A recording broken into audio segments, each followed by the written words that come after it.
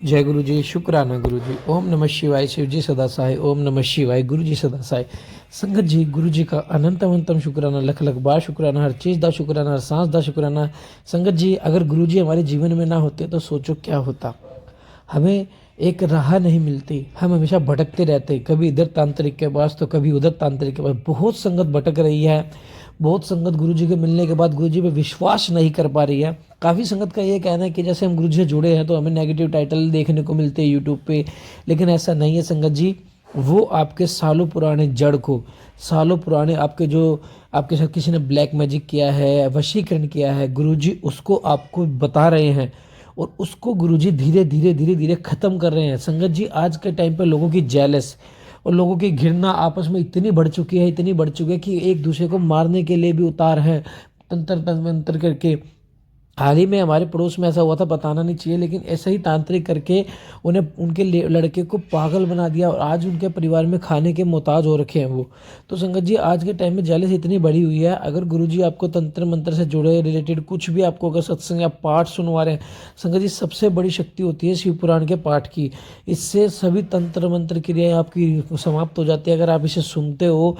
और संगत जी, जो भी कोई दुष्ट आत्मा आपको पीछे लगाई जाती है तांत्रिक क्रिया करके, कुछ भी करके, तो संगत जी इससे आपको बहुत मुक्ति मिलती है और संगत जी आपका एक रक्षा कवच करता है। काफ़ी संगत के हमें मैसेज आते हैं कि संगत जी, जब से हमने आपके शिव पुराण का पाठ सुनने की शुरू किया है तब से हमारी लाइफ पूरी चेंज हो गई है, पूरी चेंज हो गई। तो संगत जी, आप भी आज से ही सुनो और गुरु जी पे विश्वास रखो।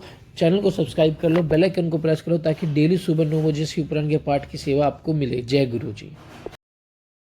विंशोध्याय शरीर की अपवित्रता तथा उसके बलाधि अवस्था में प्राप्त होने वाले दुखों का वर्णन। शरद कुमार वाचनु व्यास महाबुद्धे देहस्य शुचिता मुनि महत्वं च स्वभावस्य समात् सत्कथा में हम शुक्र शोणित संयोग देह सजाजते यथा नित्य वीण मूत्र संपूर्ण सत्यानम शुचि समृतः यथांत विष्टिः पूर्ण शुचिमान बहिर्घटा साध्यो शोध्य मानो ही दोहम तेनाय मशु तेनाय शुचिस्तः संप्राप्ति पवित्राणि पंचगव्यम हविष्य च अशुचित्वं क्षणादति किमन्यदशुचितस्तः धान्ये प्यन पानानि ययं प्राप्य सुरभिनी च अशुचित्वं प्रत्यांशु किमन्यदशुचितस्तः हे जना किन्न पश्यन्ति यन्याति दिने दिने स्वे देहात् कश्मलं पूतितस्तारं कथं शुचि देहशोध्या मान्योऽपि पञ्चगव्य कुशाम्बभिः दृश्य मात्र मान इवाङ्करो निमृतप्त न गच्छति स्तोत्रासि यस्य सततं प्रभन्ति गिरिरेव कफ मूत्र पुरीषाधे स देहे शुद्धते कथम सर्वाशुचिनिधानस्य शरीरस्य न विद्यते शुचिरिकः प्रदेशोऽपि विणमूत्रस्य धुतभाव श्रेष्ठात्मदेह स्त्रोत्रासि मृत्यो हि शोध्यते करः तथाप्यशु शुचि भाण्डस्य न विभ्रश्यति किं करः काह्य सुगन्ध धूपाद्य यत्नामी संस्कृतः न जहाति स्वभावं स शपुच्मिव नामितम् यथा जाते कृष्णोऽर्थं शुक्लस्यानुपायतः संशोध्यमानपि तथा भवनमूर्तिनं निर्मलः जिघ्नानपि सवदुर्गन्धं पश्यन्नपि स्वकं मलं न विरजेति लोकान् पीडयन्नपि नासिकम् अहो मोहस्य महात्मनं येनेदं छादितं जगत् शीघ्रं पश्यन् स्वकं दोषं कायस्य न विरजते स्वेदेहस्य विगन्धे न विरजते यो नरः विराग कारणं तस्य किमेतदु पश्यते। हे मुने, सनत कुमार बोले, हे मुने, महाबुद्धे, हे व्यास जी सुनिए। अब मैं शरीर की अपवित्रता और उसके आत्म भाव के महत्व का संक्षिप्त रूप से वर्णन कर रहा हूँ। चूंकि देह शुक्र और शोणित के मेल से बनता है, यह विष्ठा और मूत्र से सदा भरा रहते से पवित्र कहा गया है। जिस प्रकार भीतर विष्ठा से परिपूर्ण घट बाहर से शुद्ध होता है, पवित्र होता है, होते हुए भी अपवित्र होता है, उसी प्रकार शुद्ध किया हुआ यह शरीर पवित्र कहा गया है। अत्यंत पवित्र पंचगम्य एवं हव्य आदि जिस शरीर में क्षण भर पवित्र हो जाते हैं, वह शरीर से अधिक अपवित्र और क्या हो सकता है। अत्यंत सुगंधित एवं मनोहर अन्नपान भी जिसे प्राप्त कर शीघ्र अपवित्र हो जाते हैं, उसे अपवित्र और क्या हो सकता है। हे मनुष्य, तुम लोग नहीं देखते हो कि इस शरीर से प्रतिदिन दुर्गंधित मलमूत्र बाहर निकलता है, फिर उसका आधार यह देह किस प्रकार शुद्ध हो सकता है। पंचगव्य कुशोदक से भली भांति शुद्ध किया गया हुआ देह भी मांजे जाते हुए कोयले के समान निर्मल नहीं हो सकता। पर्वत से निकले हुए झरने के समान जिससे कफ मूत्र विष्ठा आदि निरंतर निकलते हैं, वह शरीर भला शुद्ध किस तरह हो सकता है। विष्ठा मूत्र की थैली की भांति सब प्रकार की पवित्रता के निधान रूप इस शरीर का कोई एक स्थान पवित्र नहीं। अपने देह के सूत्र से मल कर जल मल निकलकर जल और मिट्टी के द्वारा हाथ से शुद्ध किया जाता है। फिर सर्वथा शुद्धिपूर्ण इस शरीर रूपी पात्र का अवयव होने से हाथ किस प्रकार पवित्र रह सकता है? यत्न पूर्वक उत्तम गंध धूप आदि से भली संस्कृत होकर भी यह शरीर कुत्ते की पूंछ की तरह अपना स्वभाव नहीं छोड़ता। जिस प्रकार स्वभाव से काली वस्तु अनेक उपाय करने पर उज्ज्वल नहीं होती है, उसी प्रकार भी यह कार्य भी भली भांति शुद्ध करने पर निर्मल नहीं हो सकता। अपनी दुर्गंध को सूंघता, अपने मल को देखता हुआ, वह अपनी नाक को दबाता हुआ संसार से विरक्त नहीं होता। अहो महामोह की महिमा है। जिसने इस संसार को आच्छादित कर रखा है, वह शरीर के अपने दोष को देखते मनुष्य विरक्त नहीं होता। जो मनुष्य अपने शरीर की दुर्गंध से विरक्त नहीं होता, उसे वैराग्य का कौन सा कारण बताया जा सकता है? सर्वस्यैव जगन्मध्ये देहे एव शुचि भवेत् तस्माल्लव्य स्पर्शाच्युच्य भवेत्। गंधले पापनुदार्थम शोचम देहस्य कीर्तिमम देहस्य पापमागुच्छुद्धिम शुद्ध स्पर्शादिशुद्धन्ति। इस जगत में सभी का शरीर अपवित्र है, क्योंकि उसके मलिन अवयवों के स्पर्श से पवित्र वस्तु भी अपवित्र हो जाती है। केवल उसके गंध के लेप को दूर करने के लिए देह शुद्धि की विधि कही गई है। गंध तथा लेप के दूर हो जाने पर शुद्धि हो जाती है, इसलिए शुद्ध पदार्थ के स्पर्श होने से शरीर शुद्ध रहता है। गंगा तेयन सर्वैन मदारे पर्वतोपमे अमृत्युम छोषम भाव दुष्टो न शुदंती तीर्थ स्थाने भव विवाह दुष्टात्मा नैव शुद्धति शव धृतिशालिता तीर्थम की शुद्धि में गच्छति। गंगा के संपूर्ण जल से एवं पवित्र के पर्वत के समान मिट्टी के ढेर से भले ही कोई मरण पर्यंत शुद्धि करता रहे, किंतु भाव दुष्टों पर शुद्ध नहीं होता। दुष्टात्मा तीर्थ स्थान में तथा तपो से कदापि शुद्ध नहीं होता। क्या तीर्थ में धोई गई कुत्ते की खाल कभी शुद्ध हो सकती है? अंतभावदृष्टस्य विष्टोऽपि हुताशननं न स्वर्गो नापवर्गस्य देन निर्धनं निहर्दनं परम सर्वेन गंगाजलेन समघ्यं मृत पर्वतेनाप्यथ भावदुष्टः अजन्मनः स्नान परो मनुष्यो न शुद्धयन्ति ते वयं वदाम।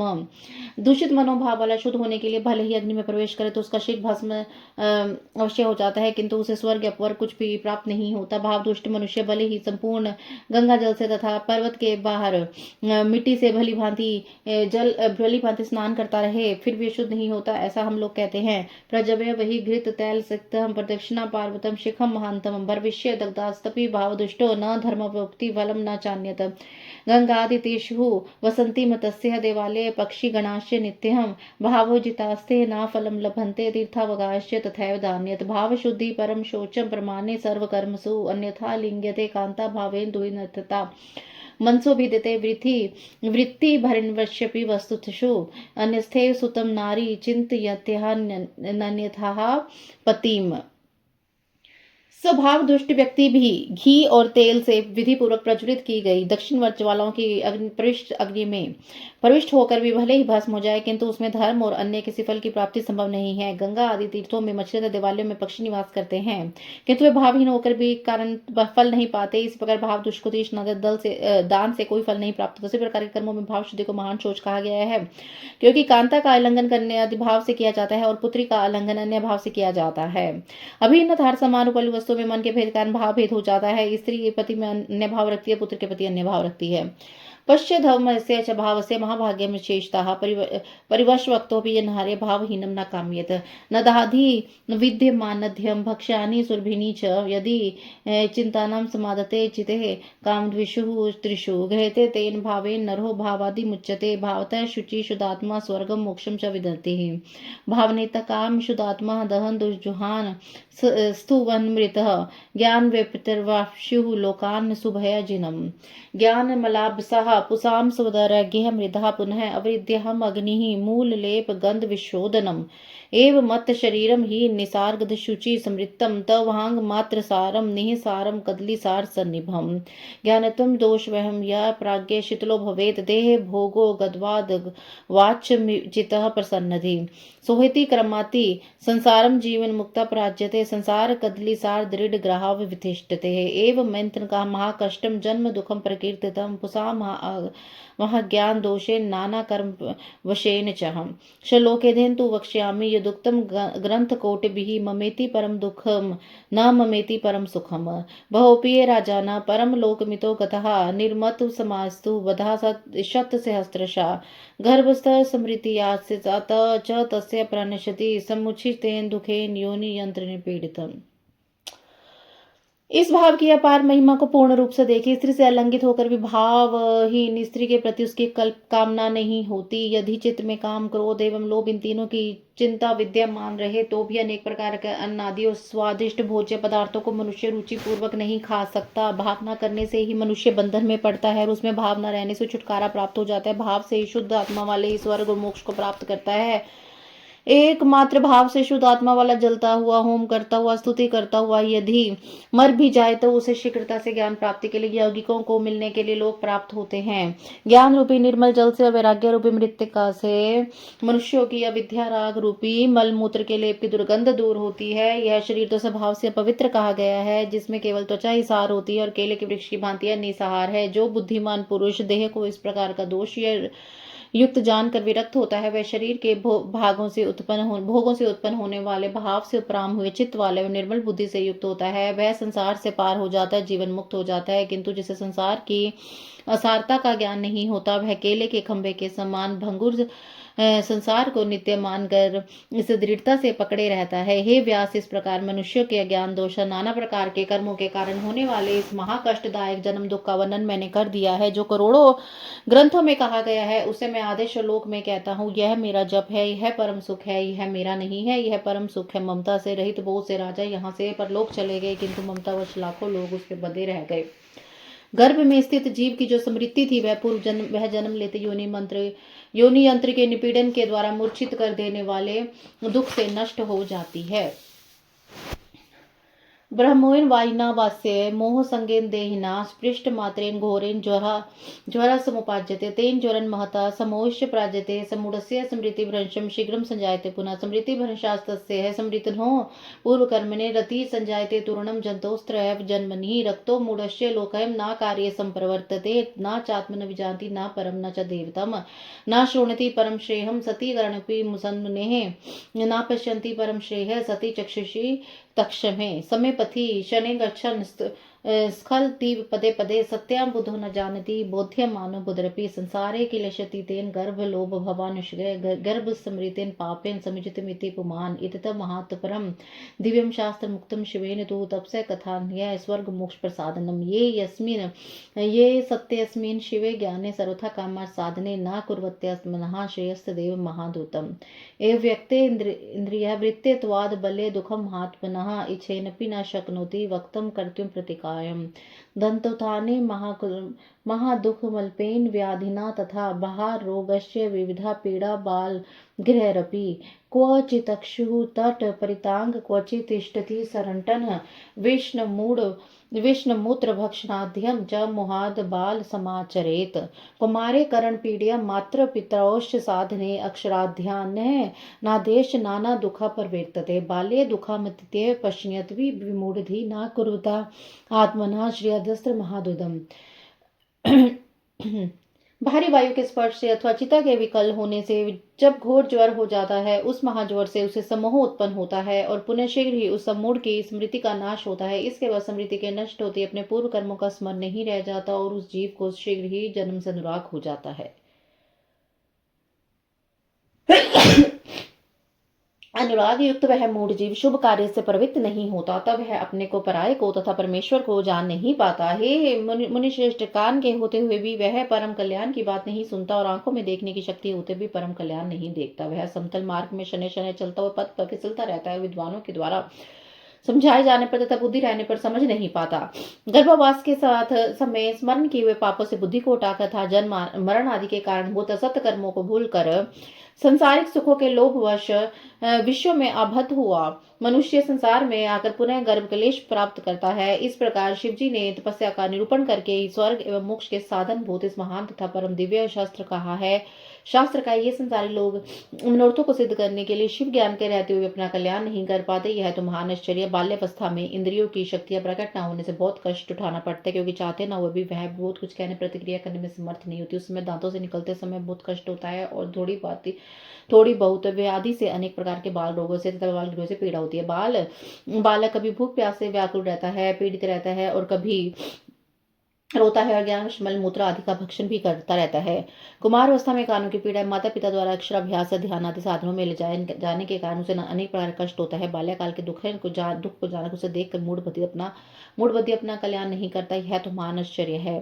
प्रवृत्तेन्द्रिय वृत्ति तत्कार मरहोग प्रपीडिनात् तप्ते तु संतप्तम कुतः सौख्यम तु यौवनेः निशार्यं च महादुःखं मोहद्रक्तस्य तस्य च निद्रस्य कुपितस्य त्यागो दुःखाय केवलम् न रात्रो विन्दते निद्रं कमग्नि परिवेदिता दिवापि च कुतः सौख्यम अर्थोपार्जन चिन्त्यः स्त्री धश्व ध्यासि चित्तस्य ये पुंसः शुक्र बिन्दवः ते सुखाय न मन्यन्ते स्वेदेशा इव ते तथा। यौवन अवस्था में इंद्रियों के सुखों को भोगने की इच्छा के कारण काम रोग से पीड़ित होने का बाद में उन्हें निरंतर प्राप्त न होने सुख कहाँ। ईर्ष्या मोह आदि दोषों से रंगे हुए चित्त को कलेश तो होता ही है, पर इन दोषों का शमन भी करके कष्ट नहीं हो सकता। जिस प्रकार नेत्र व्याधि का लाल हुए नेत्र की अपेक्षा जो यह जीवन कष्ट देता है, वह उपचार के बिना कष्ट सहे तो हो ही नहीं सकता। अतः उचित तो यही है कि मनोविकारों के मन में ना आने दिया जाए। कामाग्नि से तप्त होने के कारण उस कामी पुरुष और आत्म निद्रा नहीं आती। दिन में अर्थोपार्जन की चिंता के कारण उसे सुख कहाँ। स्त्री में आसक्त रहने वाले पुरुष में जो वीर्य बिंदु है वह सुख के हेतु नहीं माने जा सकते, तो पसीने के बिंदु के समान है। कृमि विस्तुद मानस्य कुष्टिनो वानरस्य च कुंडान्वितेन यद्वेद स्त्रीषु त्वदिता।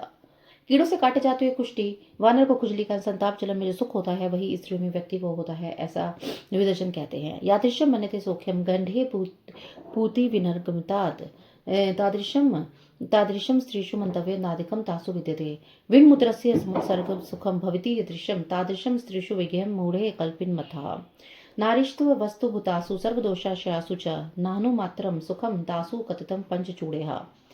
पके व फोड़े से मवाद निकल जाने से जैसा सुख माना जाता कीड़ों से सुख माना जाता है, उसी प्रकार ही सुख विषय भोग करने में माना चाहिए, उसमें इससे अधिक सुख नहीं है। विष्ठा और मूत्र के त्याग से जैसा सुख होता है वैसा ही सुख स्त्री प्रसंग से जाना चाहिए, किंतु मूर्खों ने उसकी दूसरी कल्पना की है। अवस्तु स्वरूप तथा समस्त दोषों के अशुभ तथा नारियों में अणुमात्र भी सुख नहीं है, ऐसा पंचचूड़ा ने कहा था।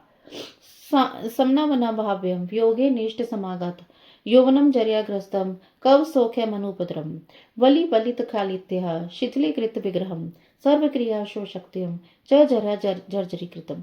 सम्मान तिरस्कार वियोग एवं प्रिय के संयोग तथा बुढ़ापे से यौवन ग्रस्त है, अतः बाधा रहित सुख कहाँ। झुर्रियों श्वेत केशों तथा गंजापन से शिथिल और बुढ़ापे से शरीर जर्जर हो जाने पर सभी कार्यों में सक्षम हो जाता है। स्त्री पुंसो यौविनः हृदय मनोस्य प्रियं पुरः तदैव जर्या ग्रस्त मनोरपि न प्रियम् अपूर्वस्थास्व आत्मनं जर्या परिवर्तितं यः पश्यन्नपि रचेत कोऽन्यस्तमाद् चेतनः।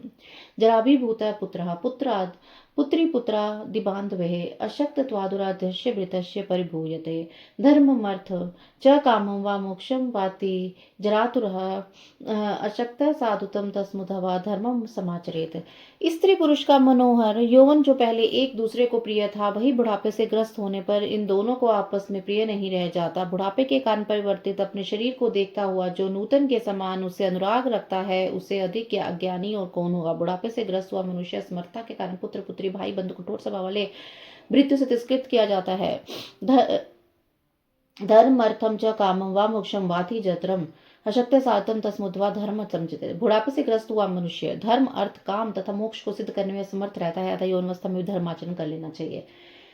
इति शिव महापुराणे पंचमे उमा संहितायां संसार चिकित्सायां देहे शुचित्व बाल्याद्यवस्था दुख वर्ण नाम त्रिवंशत है। इस प्रकार श्री शिव महापुराण के अंतर्गत पांचवी उमा संहिता में संसार चिकित्सा में देवा शुचित्व बाल्याद्य साधु दुख वर्ण नामक 23वां अध्याय पूर्ण हुआ। जय गुरु जी, शुक्राना गुरु जी। अब चतुर्विंशो अध्याय 24वां अध्याय नारद के प्रति पंचचूड़ा अप्सरा के द्वारा स्त्री के स्वभाव का वर्णन।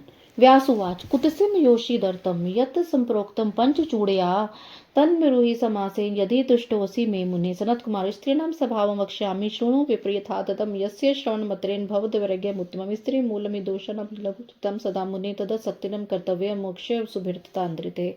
अत्रापि दहार अन्तिमितिहासं पुरातनं नारदस्य च संवादं पुष्चल्य पंचचूड़या लोकानां परिचरं धीमान् देवर्षि नारद पुरा द्वादशवसरं बालम पंच चूड़ाम उत्तमम। व्यास जी बोले, हे मुने, यदि आप मुझसे संतुष्ट है तो स्त्रियों की जिस दुष्प्रवृत्ति को पंचचूड़ा ने कहा है उसे संक्षेप में मुझे कहिए। सनत कुमार कहते हैं, विप्र सुनिए, मैं स्त्रियों के स्वभाव के यथार्थ रूप में वर्णन करता हूँ, जिसके सुनने मात्र से उत्तम वैराग्य हो जाता है। हे मुने, शुद्र चित्त वाली स्त्रियां सदा दोषों की जड़ होती हैं, इसलिए सावधान मुमुक्षुओं को उनसे आसक्ति नहीं रखनी चाहिए। इस विषय में व्याभिचारिणी पंचचूड़ा के साथ नारद जी के संवाद रूप इस प्राचीन इतिहास को लोग अधायित करते हैं। पूर्व काल में संपूर्ण लोकों में विचरते हुए बुद्धिमान देवर्षि नारद ने सुंदरी बाला पंचचूड़ा नामक अप्सरा को देखा। पंचचूड़ा के द्वारा किए गए स्वभावन चंचल प्रवृत्तिशाली स्त्रियों में घटित होता साध्वी स्त्रियों की तो पुराणों में बड़ी महिमा बताई गई है। प्रपच्चाप सरसम सुब्रुहु नारदो मुनि सत्तम संशयो यदि में कश्चितम्य ब्रूहि समुद्र में एवं मुक्ता तु सा विप्रम प्रत्युवाच वराप्सरः विषय सती वक्ष्यामि समर्था मनिस्थित माम। नारदोवाच न त्वां विषये भद्रे नियोक्ष्यामि कथा च निसृणां सभामिच्छामि त्वतः श्रोतुं समुद्रमे। सनत कुमार उवाच श्रुत्वा वचसस्य देवर्षे सरोत्तमः प्रत्युवाच मुनिशं तद्वर्षे मुनिसत्तमम्। मुनिशेष नारद ने सुंदर बहुओं वाली उस अप्सरा से पूछा, हे सुमत में, मेरे मन में कुछ संदेह है, तुम उसे बताओ। इस प्रकार पूछ जाने पर श्रेष्ठ अप्सरा ने विप्रवर नारद से कहा, यदि आप मुझे अपने योग्य समझते हैं तो मैं कहने में समर्थ हुई हूँ तो आपके प्रश्नों का उत्तर दूंगी। नारद जी बोलते हैं, हे भद्रे, मैं तुम्हें किसी ऐसे कार्य में प्रवृत्त नहीं करूंगा जो तुम्हारी जानकारी से बाहर हो। हे सुमद में, मैं तुमसे स्त्रियों के स्वभाव को सुनना चाहता हूँ। सनत कुमार बोले, व्यास जी, देवर्षि का यह वचन सुनकर श्रेष्ठ अप्सरा मुनीश्वर देवर्षि से कहने लगी। पंचचूड़ा बोली, पंचचूड़ो वाच मुने शृणु न शक्य स्त्री सती वे निंदुतन स्त्रिया विदास्ते स्त्रियो याश्च यादृश्य याश स्वभाविता नामार्महसि देवर्षि नियुक्तं प्रश्नमृदशम् इत्युक्ता साभवतूष्णीं पंचचूड़ा सरोवरः। अथ देवर्षिवर्यो हि श्रुत्वा तदाख्यमुत्तमं प्रत्युवाच पुनस्तं वै लोकानां हितकाम्यः। नारद उवाच, मृषावादे भवेदोषा सत्ये दोषो न विद्यते इति जानीहि सत्यं त्वं वदातस्य सुमद्मे। सनत कुमार उवाच, इत्युक्तः सा कृतमतिरभसा चारुहासिनी स्त्रीदोषां शाश्वतात्यान् सत्यान् भाषुतं संप्रचक्रमेः। पंचचूड़ोवाच, कुलीना नाथ वनते रूपवतस्य योषिता मर्यादेषु न तिष्ठन्ति स दोषः स्त्रीषु नारदः। न स्त्रीभिः किंचित् दन्हे पाप्यस्तरमस्तिः स्त्रियो मूल ही पापनां तथा त्वमपि वर्तितः। समागातनार्थवतः प्रतिरूपान् यथेप्सितां पति अनंतरमासद्य नालम नार्य प्रतीक्षितम्। पंचचूड़ा बोली, हे मुने, कोई स्त्री सती नारी की निंदा नहीं कर सकती। जो स्त्रियां स्वभाव से जिस प्रकार की होती हैं उनके विषय में आप जानते ही हैं। अतः हे मुने, मुझे इस प्रकार के प्रश्न के समाधान में नियुक्त मत कीजिए। ऐसा कहकर वे श्रेष्ठ अप्सरा पंचचूड़ा मौन हो गई। तब उसका उत्तम वचन सुनकर देवर्षियों में श्रेष्ठ नारद जी लोगों के हित की कामना से उससे पुनः कहने लगे। नारद जी बोले, झूठ बोलने में दोष होता है, सत्य बोलने में दोष नहीं, ऐसा तुम सत्य जानो। अतः हे सुमत में, तुम उसे बताओ। सनत कुमार जी बोले, इस प्रकार बताने के लिए बलात् प्रेरित किए जाने पर मनोहर हास्य वाली व निश्चय पूर्वक स्त्रियों के स्वाभाविक और सत्य दोषों को कहने लगी। पंचचूड़ा बोली, हे नारद, कुलीन पतिमती एवं सुंदर रूप वाली स्त्रियां कभी कभी मर्यादा में नहीं रहती, यही दोष स्त्रियों में है। इस प्रकार की स्त्रियां अपने पति के परोक्ष में जाने पर धनवान रूपन छाने वाले पुरुषों की कामना करती हैं और किसी की प्रतीक्षा नहीं करती। सार्धान्त सेवं स्त्रीणामस्माकं भवति प्रभो पाप्यसो नरान् यधे लज्जां त्यक्त्वा भजामहे। स्त्रियं च य प्रार्थ्यन्ते सन्निकर्षं च गच्छन्ति च कुरुते सेवां तं विच्छिति योषिता अनिर्थवाः मनुष्याणां भयात् पतिजनस्य च मर्यादां स्त्रियः स्थशन्ति भृत्यशुः। हे प्रभु, हम जैसी स्त्रियों का यह सबसे बड़ा बुरा धर्म है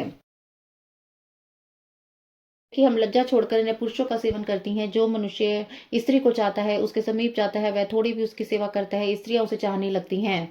बिना मर्यादा वाली स्त्रियां मनुष्य के काम लोलुप न रहने से तथा पति आदि के भय से ही अपने पतियों के मर्यादा में रहती हैं। नासम कष्टमिदोस्ति नासम वैसी निश्चय स्वरूपम व करूपम वा पुमा समूह भुजन्ते ना भयादत वक्रनश्य अर्थो तो कथाचन ना ज्ञाति कुल संभात स्त्रिय तिष्ठन्ति भृतेषु।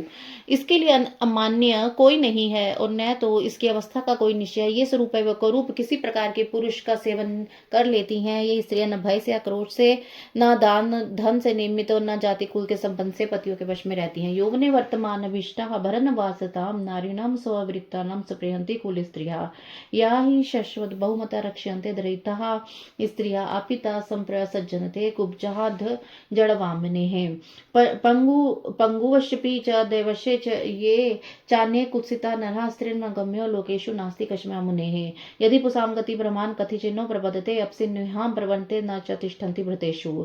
ऐसी स्त्री अवस्था में इच्छा अनुसार वस्त्र भूषण प्राप्त करने में व्यभिचारिणी स्त्रियों के साथ अभिलाषा करती हैं। जो प्रिय स्त्रियां सर्वदा बहुत सम्मानित होकर रखी जाती हैं, वे भी कुबड़े, अंधे, मूर्ख, बोने, लंगड़े मनुष्य पर आसक्त हो जाती हैं। देवर्षि हे मामू ने संसार में अन्य भी जो निंदित पुरुष हैं, उनमें कोई भी ऐसी स्त्रियां अगम्य नहीं है।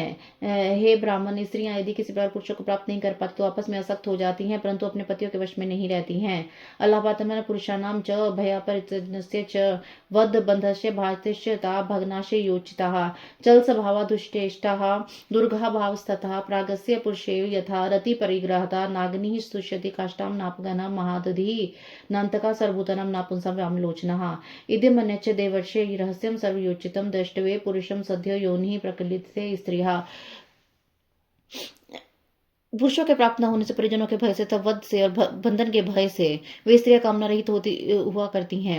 चंचल स्वभाव तथा बुरी चेष्टाओं वाली स्त्रियां भावुक होने के कारण बुद्धिमान पुरुषों से दुग्राह हो जाती हैं। वे तो केवल संयोग से अनुकूल हो जाती हैं। हे मुने, जिस प्रकार आग काष्ठों से तृप्त नहीं होती, समुद्र नदियों से तृप्त नहीं होता, उसी प्रकार काल सभी जीवों से तृप्त नहीं होता, उसी प्रकार स्त्रियां भी पुरुषों से तृप्त नहीं होती। हे देवर्षे, यह एक विशेष बात है और पुरुषों का अवलोकन करने पर अस्थि स्त्रियों के अवयव विहीन हो जाते हैं। सुस्नातम पुरुषम दृष्ट्वा सुगंधम वर्जितम योनिं प्रकलिते स्त्रनम धृते पात्र दिवोकम कामनावपि दतारम कर्तारम मान संतव्यो रक्षितम न मृष्यंति भर्तारम परम स्त्री है। सुगंध का लेप किए जाने पर अच्छी तरह से स्नान किए निर्मल पुरुष को देखकर पानी से भरा हुआ मशक के समान स्त्री में आगे विकार परीक्षित होने लगते। दूसरी स्त्री अपनी इच्छाओं को पूर्ण रखने के वाले, मन मान देने और सांत्वना प्रदान कर रक्षा करने वाले प्रिय स्वामी के वश में नहीं रहती है।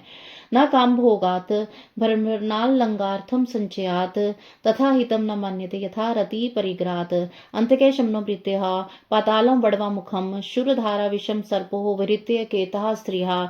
वे ना संपूर्ण काम के भोग से, न अलंकार धन से, संचय से सुख मानती हैं, जैसे श्रृंगारकता के परिग्रह से मानती हैं। काल, कष्ट देने वाला मृत्यु, पाताल, वडवा, नल, छूने की धार, विष, सर्प एवं अग्नि, ये सभी एक और है, अर्थात इन काल आदि का सामर्थ्य सम्मिलित रूप से ही स्त्री सामर्थ्य के तुल्य हो सकता है। यतश्च भूतानि महतिश्च पंच यतश्च लोको विहितो विधात्रा यथा पुमांसः प्रमदाश्च निर्मितः सदैव दोष प्रमदासु नारदा। हे नारद ब्रह्मा ने जहाँ से 5 भूतों और जहाँ से लोकों का निर्माण तथा जहाँ से स्त्री पुरुष का निर्माण किया, वही से स्त्रियों को सर्वदा दोष का विधान कहा, तो स्त्रियों के लिए दोष स्वाभाविक है। सनत कुमार वाचिति श्रुतवचस्तस्य नारद स्तुष्ट मानसः तथ्यं मत्वः ततस्तदे विरक्तो बुद्धितासु च इति उक्तम। स्त्री स्वभावस्थे पंचचूड़ोक्त आदरात् वैराग्य कारणम व्यास किमच्छितु महर्षि। सनत कुमार बोले, उसका वचन सुनकर नारद जी प्रसन्नचित हो गए और उसके बात मानकर स्त्रियों से विरक्त हो गए। हे व्यास जी, इस प्रकार मैंने पंचचूड़ा द्वारा कहे गए स्त्रियों के स्वभाव को आदरपूर्वक आपसे कह दिया, जो वैराग्य का कारण है। अब आप और क्या सुनना चाहती थी? श्री महापुराण ने पंचम्य उमा संहिता में स्त्री स्वभाव वर्णन नामक 4वां अध्याय। इस प्रकार श्री महापुराण के अंतर्गत 5वीं उमा संहिता में स्त्री स्वभाव वर्णन नामक 24वां अध्याय पूर्ण हुआ। जय गुरु जी, शुक्राना गुरु जी।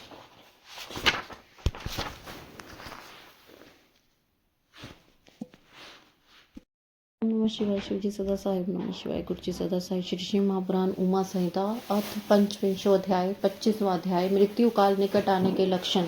व्यास उवाच। सनत कुमार सर्वज्ञ त्वत्काशा मन्यः मुनेः स्त्री स्वभाव श्रुते प्रीत्या काल ज्ञान वदस्सु मे।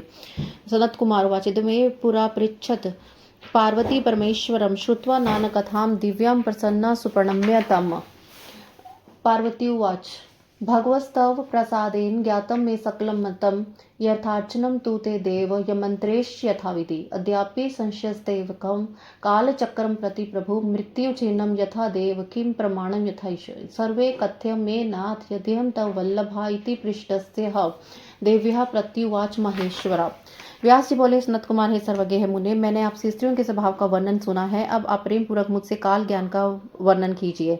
सनत कुमार जी बोले, हे व्यास, पूर्व काल में अनेक प्रकार की दिव्य कथा का श्रवण करके प्रसन्न हुई पार्वती ने शंकर जी को प्रणाम करके उनसे यही पूछा था। पार्वती बोली, हे भगवान, हे देव, विधि विधान से जिन मंत्रों से आपकी पूजा होती है वह सब आपकी कृपा से मैंने जान लिया है, किंतु हे प्रभु, मुझे काल ज्ञान के प्रति आज भी एक संशय बना हुआ है। देव, मृत्यु का चिन्ह, आयु का प्रमाण क्या है? हे नाथ, यदि मैं आपकी प्रिय हूं तो पूछने पर मुझे बताइए। तब उन देवी के ऐसा पूछने पर महेश्वर कहने लगे। ईश्वर उवाच। सत्यते कथिष्यामि शास्त्रं सर्वोत्तमं प्रिय येन शास्त्रेण देवेशी नरः कालः प्रबुध्यते अहं पक्षं तथा मास मृत्युं चायन वत्सरो स्थूल सूक्ष्म गतोश्चि बाह्य अंतर्गतस्थः तथेहं संप्राक्ष्यामि शृणु तत्वेन सुंदरी लोकानां पुकारथं वैराग्यथमधुना अस्कात्म पाण्डुरं देव मूर्धं रागं समन्तता तदा मृत्युं विजानीय शात्मना मस्याभ्यन्तरे प्रिय मुखं कर्णः तथा चक्षु जीवा स्तंभो यदा भवेत् तदा मृत्युं विजानी यश्मदा मसभ्यन्तरे प्रिये रोर्वागुन्तम् भद्रे ध्वनिं न कर्णयेद द्रुतं क्षणमासाभ्यन्तरे मृत्यु ज्ञात्वा कालविद्भिः रवि सोमघ्ये संयोगाध्यद ज्योतितं न पश्यति कृष्णं सर्वं समस्तं च क्षणमासं जीवितं तथा वामहस्तौ यदा देवी सप्ताहं स्पन्दते प्रिया जीवितं तु तथा तस्य मासमेकं न संशयः उन्मीलयन्ति गात्राणि तालुकं शुष्यन्ते सदा यदा जीवन्तं तु तथा तस्य मासमेकं न संशयः नासा तु स्रवते यस्य तिद्रोषे पक्ष जीवितं वक्तं कंठं च शुष्येत क्षणमासन्ते गतायुष। ईश्वर बोले, हे प्रिय देवेशी, मैं सर्वश्रेष्ठ शास्त्र को तुमसे सत्य सत्य कहूंगा, जिस शास्त्र के द्वारा मनुष्य को काल का ज्ञान हो जाता है। हे उमे, भीतरी एवं बाहरी स्थूल एवं सूक्ष्म चिन्हों द्वारा जिस प्रकार उसकी शेष आयु के दिन, पक्ष, मास, ऋतु, अयन और वर्ष का ज्ञान होता है, वह सब मैं लोक कल्याण एवं वैराग्य के लिए तुमसे तत्वपूर्वक कहूंगा। हे सुंदरी, अब तुम श्रवण करो। हे प्रिय, यदि मनुष्य का शरीर सभी ओर से अचानक पीला पड़ जाए और ऊपर से लाल दिखने लगे तो 6 मास के भीतर मृत्यु हो जानी चाहिए। हे प्रिय, अब मुख, कान, आंख और जीवा का अचानक स्तंभन हो जाए तो भी 6 मास के अंदर मृत्यु को जान लेना चाहिए। हे भद्रे, यदि पीछे से आती हुई भयावह ध्वनि शीघ्र सुनाई ना दे तो काल वेत्ताओं को 6 मास के भीतर मृत्यु जान लेना चाहिए। सूर्य, चंद्रमा एवं अग्नि के रहने पर यदि प्रकाश ना दिखाई पड़े तो सब कुछ काला दिखाई दे तो उसका जीवन 6 मास तक रहता है। हे देवी, हे प्रिय, जब बाएं हाथ 1 सप्ताह तक फड़कता रहे तब उसका जीवन केवल 1 महीना भर रहता है, इसमें संदेह नहीं है। जब देह में टूटन हो एवं तालु सूख जाए तथा उसका जीवन 1 मास रहता है, इसमें संदेह नहीं है। त्रिदोष हो जाने पर जिसकी नासिका बहती रहे उसका जीवन 1 पक्ष भर रहता है और जिसका कंठ एवं मुख सूखने लगे वह 6 मास में मृत्यु को प्राप्त होता है।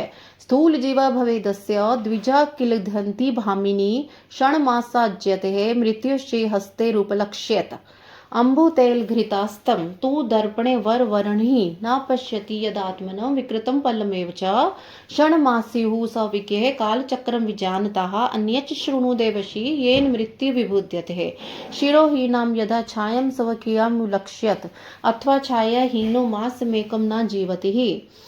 हे भामिनी, जिसकी जीभ मोटी हो जाए और दांतों से लार बहने लगे तो उन्हें चिन्हों को जान लेना चाहिए कि यह 6 मास में उसकी मृत्यु हो जाएगी। हे वर वारिणी, जब मनुष्य जल, तेल, घी तथा दर्पण में अपनी छाया न देखे अथवा विकृत छाया दिखाई पड़े तो काल चक्र के जानने वालों को उसे 6 मास पर्यंत आयु वाला जानना चाहिए। हे देवेशी, अब अन्य चिन्हों को सुनिए जिससे मृत्यु का ज्ञान होता है। जब मनुष्य अपनी छाया को सिर विहीन देख लेता है और अपनी छाया से रहित देखे तो वह 1 मास भी जीवित नहीं रहता।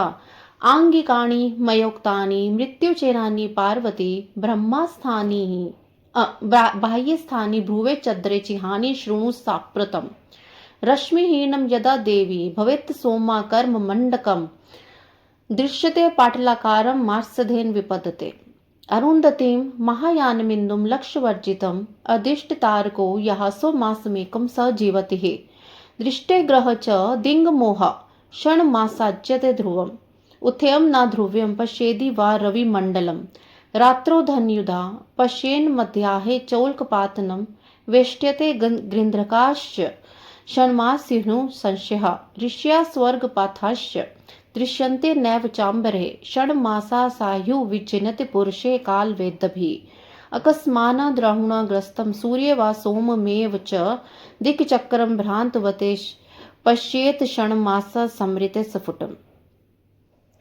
हे पार्वती, हे भद्रे, मैंने इस अंग संबंधी मृत्यु चिन्हों का वर्णन किया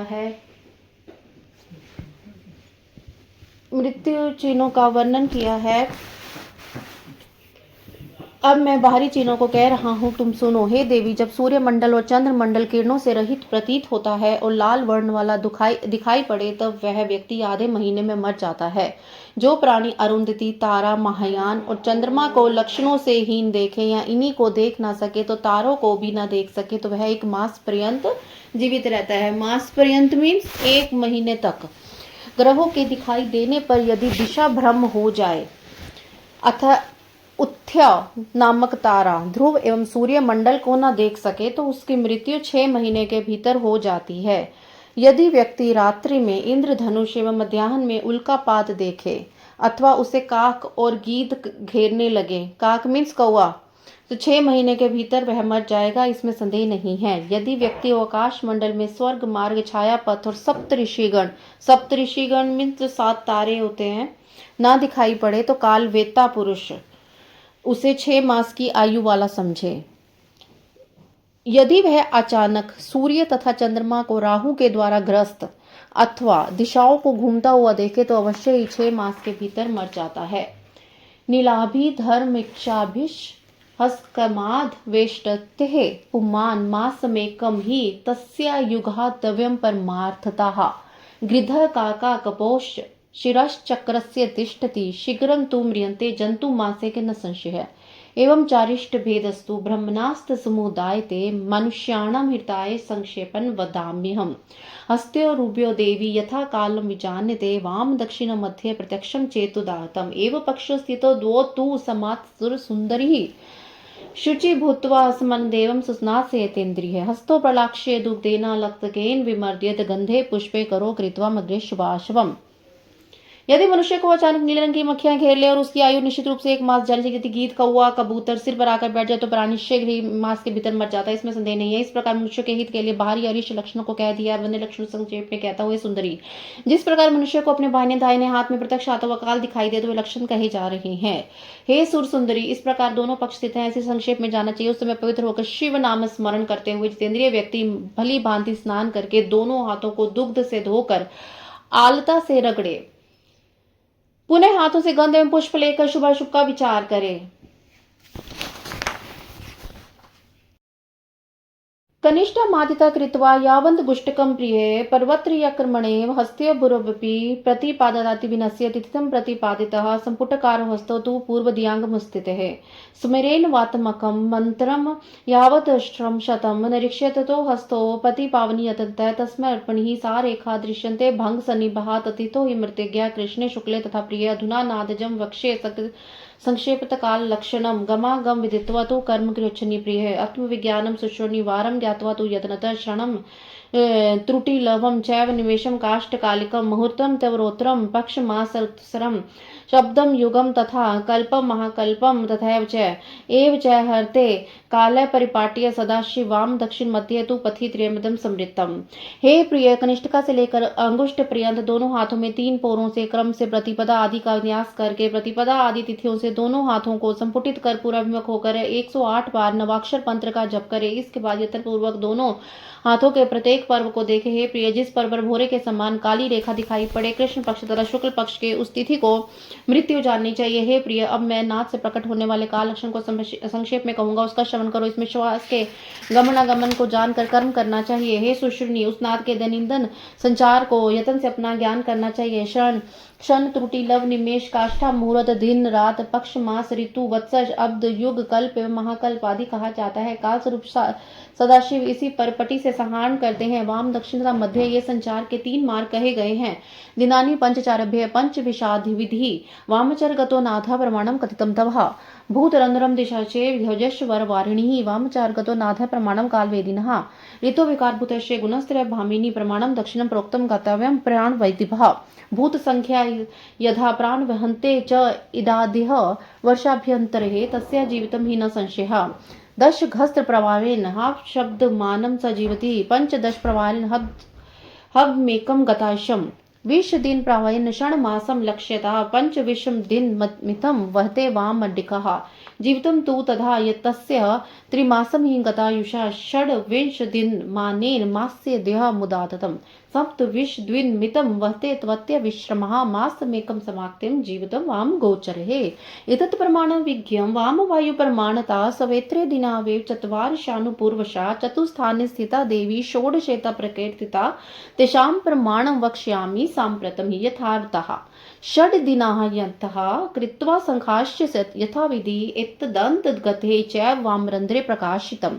षड्दिनानि यथा रूढं दिविवर्ष स च जीवति मासनष्टो विजानीय दिनान्यष्टो च तानि तुः प्राणा सप्तदशे च विधि वर्ष न संशय सप्तमासा वाजनीय याधिनी षड्भिन्न संशयः अष्टघस्त्र प्रभादेन दिवर्ष ही स जीवति चतुर्मासा ही विज्ञास चतुर्षे विश्वदना विधि।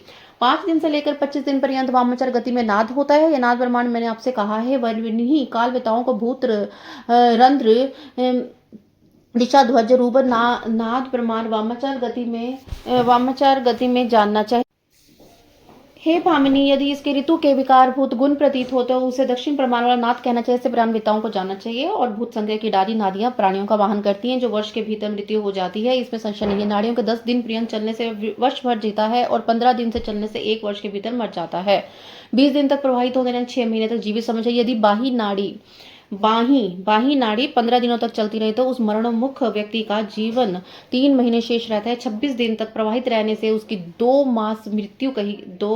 मास कही गई है। यदि नाड़ी 27 दिन तक बाही और अविश्रांत चलती रहे, अविश्रांत मीन्स बिना कंटिन्यूटी में चलती रहे, तो उसका जीवन 1 मास शेष कहा गया है। इस प्रकार वाम वायु के प्रमाण से नाद का प्रमाण जानते दाहिनी और लगातार चलते हैं 4 दिन तक जीवन शेष रहता है। ये देवी नाड़ियां 4 स्थानों से स्थित हो रहती हैं। सब मिलाकर ये 16 नाड़ियां कही गई हैं। अब मैं इनका ठीक ठीक प्रमाण कहूंगा। 6 दिनों से लेकर संख्या की समाप्ति तक अर्थात 9 मास तक वाम नासारेंद्र में प्राण वायु की स्थिति का शास्त्र विधि से विचार किया जाता है, मीन्स नाक से। यदि 6 दिन तक नाद प्राण वायु पर चढ़ा रहे तो वह मनुष्य 2 वर्ष तक 8 महीने 8 दिन जीता है, ऐसा जानना चाहिए।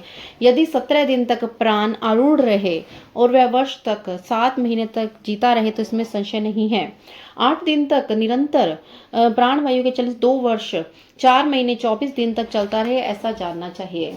यदा नवीनिदं प्राणाविहतं त्रिमासकं मासद्वयं च 2 मासे दिना 12 कीर्तिताः पूर्ववत् कथिता ये तु कालं तेषां तु पूर्वकम् अवन्तरदिना ये तु तेन मासेन कथ्यते। एकादश प्रभावेन वर्षमेकं स जीवति मासा 9 तथा प्रोक्ता दिनान्यमिष्टिमित्यपि। 12 प्रभावेन वर्षमेकं स जीवति मासान् 7 विजानि सशंग गस्त्राश दोहरते। नाड़ी यदा स च वहति 13 दिनावधि संवत्सरं भवति तस्य चतुर्मासा प्रकीर्तिता चतुर्विंशतिनं शेषं जीवितं च न संशयः। प्राणवाह यदा वामि 14 दिनानि तु संवत्सरं भवेत् तस्य मासा 6 च प्रकीर्तिता चतुर्विंशत्यानिं जीवितं च न संशयः।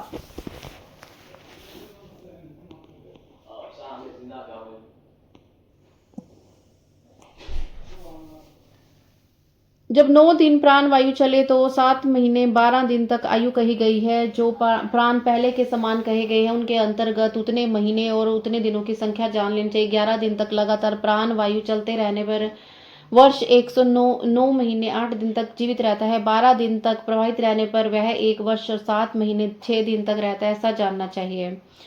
यदि 13 दिन तक नाड़ी चले तो व्यक्ति की आयु 1 वर्ष 4 महीने 24 दिन शेष जाना चाहिए, इसमें संशय नहीं है। यदि प्राणवाही नाड़ियां 14 दिन तक लगातार बाईं ओर से चले तो उसका जीवन 1 वर्ष 6 मास 24 दिन पर्यंत शेष जाना चाहिए, संशय नहीं है। पंचदेश प्रवाहेन 9 मासंस जीवति चतुर्विष्ठ्याने कथितं काल वेदभि। षोडशा प्रवाहेन दश्यासांस जीवति चतुर्विष्ठ्यानक्यम कथितं काल वेदभि। 15 दिन तक प्रवाहित रहने से वह 9 महीने 24 दिन तक जीवित रहता है, ऐसा काल वेताओं ने कहा है। 16 दिन तक नाड़ी प्रवाह से वह 10 महीने तक 24 दिन जीवित रहता है, ऐसा काल वेदाओं ने कहा है। सप्तदश प्रावे 9 मासे सगतायुषम अष्टदेश दिनायत्र कथितं साधकेश्वरी। वामचारम यदा देवी अष्टदश दिनावधि जीवितम चाष्ट मासम तु खस्त्रा 12 कीर्तिता। हे साधकेश्वरी, 17 दिन तक प्रवाह से 2 महीने 18 दिन तक जीवन शेष कहा गया। देवी जब प्राण वायु बाई और 18 दिन तक चलती रहे तो 18 महीने तक यह शेष और 24 दिन तक जीवन शेष कहा गया, ऐसा निश्चय मानना चाहिए। चत्वारः कथिता मासा षड्दिनी स्तोत्रे चतुर्विश्वप्रवाहिनी त्रिमांसाश्च च जीवति यात्र दशोष्टो स सहर्तचारता वान्तर्दिने यस्तु संशाप्ते प्रकीर्तिता वामाचार समाप्त्यो दक्षिणम शृणु सांप्रतम अष्टविश्वप्रवाहिनी तिथि मानिन जीवति। हे देवी, जब 23 दिन तक प्राण प्रवाहित रहे तो 4 महीने 6 दिन तक जीवन शेष कहा गया है। 24 दिन के प्रभाव में 3 महीने 18 दिन तक जीवित रहते हैं। इस प्रकार मैंने प्राण वायु के संचार से 72 दिन के जीवन काल की संख्या तुझसे कही है। वामाचार समय तो दक्षिणम शृणु साप्रतम अष्ट विश्व प्रवाहिनी तिथि में जीवति है। प्रावेन दशाहेन तत्स्थान विपत्यते त्रिशद घस्त प्रावेन पंचवेन विपरीते। इस प्रकार मैंने वामा संचार कह दिया है। तब दक्षिण प्राचार का श्रवण करो। 28 दिन के प्रभाव में वह 15 दिनों तक जीता है। 10 दिन के प्रभाव से उतने ही 10 दिनों में मर जाता है। 30 प्रकार के प्रभाव से 5 दिनों में मर जाता है। एक त्रिदशदा देवी व तिरचरिरंतरम तिरत्रये तथा तस्य जीवितम तीन संशय द्वात्रिशंत प्राण संख्या च यदा हि वहते रवि तदा यु जीवितम तस्य द्विदनम हि न संशय। दक्षिणम कथितम प्राणो मध्यस्थम कथयामि त एक भागतो वायु प्रवाह मुखमंडले धावमान प्रभावेन दिन में एकम सजीवती चक्र में तो परोसही पुरा विधि द्रुतम। हे देवी, जब 31 दिन तक लगातार प्राणवायु प्रवाहित होती रहे उस दिन तब उस व्यक्ति का जीवन चलता रहता है। 3 दिन तक चलता है, इसमें संदेह नहीं है। जब सूर्य 32 प्राण संख्या का वहन करता है तब उसका जीवन 2 दिन तक चलता है, इसमें संदेह नहीं है। मैंने दक्षिण प्राण वायु का वर्णन किया है, अब उसे मध्यस्थ प्राण का वर्णन करता हूँ। जब वायु का प्रभाव मुखमंडल में एक हो तो उसे दौड़ते हुए वह जीवित रहता है, एक दिन जीवित रहता है। इस प्रकार प्राचीन विद्वान ने मरणमुख व्यक्ति के काल चक्र का वर्णन कर दिया। तथे कथितम देवी काल चक्रम गताशुः लोकानम चाहिध्याय किमश्र श्रोतुमिच्छसि। हे देवी, मैंने लोकहित के निमित्त तुमसे समाप्त आयु वाले व्यक्ति के काल चक्र का वर्णन किया है। अब और क्या सुनना चाहते? श्री श्री महापुराण ने पंचम्य उमा संहिताम काल ज्ञान वर्णन नाम 15 अध्याय। इस प्रकार श्री श्री महापुराण के अंतर्गत 5वीं उमा संहिता में काल ज्ञान वर्णन नामक 25वां अध्याय पूर्ण हुआ। जय गुरु जी, शुक्राना गुरु जी।